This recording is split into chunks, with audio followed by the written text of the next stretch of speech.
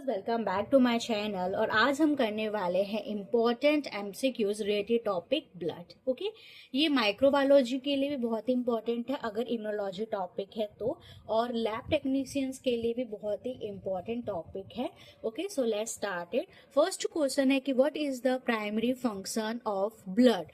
Blood का primary function क्या होता है? ठीक है, मैं आपको इसके कुछ ऑप्शंस देती हूँ, तो आप मुझे बताइएगा कि ब्लड के क्या क्या इंपॉर्टेंट फंक्शंस होते हैं। सबसे पहले ट्रांसपोर्टेशन का, वेस्ट के प्रोडक्शन का, न्यूट्रिएंट एब्जॉर्प्शन का, या बोन फॉर्मेशन का। ओके, सो मैंने आपको ऑप्शंस दिए हैं, तो आप बताइए कि कौन कौन सा इंपॉर्टेंट है। ब्लड ट्रांसपोर्टेशन में हेल्प करता है। ओके, ब्लड का जो प्राइमरी फंक्शन है वो ट्रांसपोर्टेशन है। ऑप्शन के अकॉर्डिंग वेस्ट का प्रोडक्शन करना ब्लड का काम नहीं है, वेस्ट का प्रोडक्शन करना किडनी का काम है। ओके, बोन फॉर्मेशन भी किसका काम होता है? बोन फॉर्मेशन ये ब्लड का काम नहीं होता है। और न्यूट्रिएंट को एब्जॉर्ब करना भी प्राइमरी वर्क नहीं होता है ब्लड का। ओके, तो अकॉर्डिंग टू ऑप्शन जो प्राइमरी फंक्शन है ब्लड का वो है transportation. Okay, so this is the right answer.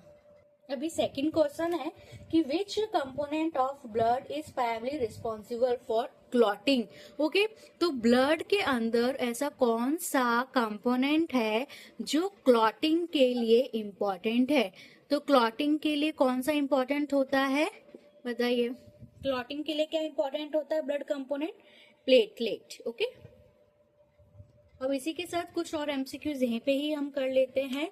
Blood में ऐसा कौन सा कंपोनेंट होता है जो इम्यूनिटी प्रोवाइड करता है या इम्यून रिस्पॉन्स के लिए होता है? बताइए। WBC, white blood cells, लुकोसाइट।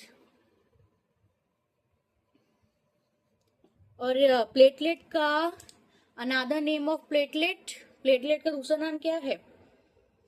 Thrombocyte. Okay, ठीक है।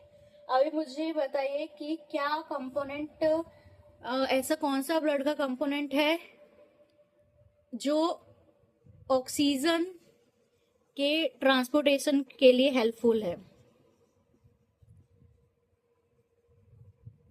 RBC। ओके, सो ब्लड के अंदर 3 टाइप के सेल्स होते हैं, RBC, red blood cells, WBC, और लुकोसाइट, प्लेटलेट। अब इन तीनों के अलग अलग नाम होते हैं, वो बताइए क्या नाम होता है। RBC known as